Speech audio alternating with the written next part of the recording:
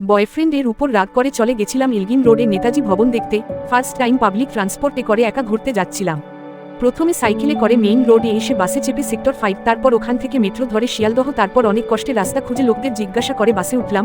বাস নামালো মিন্টু পার্কে, ওখান থেকে 5 মিনিটের হাঁটা পথ।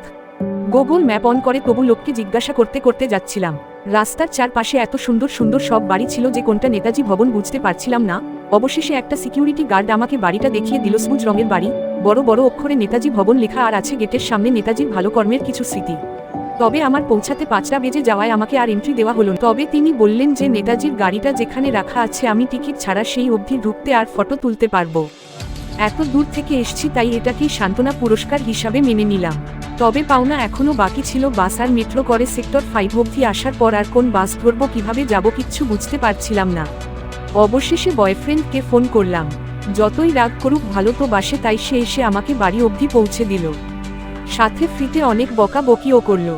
যাই হোক, এই পুরো জার্নিতে একবার ও অটো চাপা হয়নি, তাই এখন চেপে নিলাম। টাটা, দেখা হবে পরের ভিডিওতে।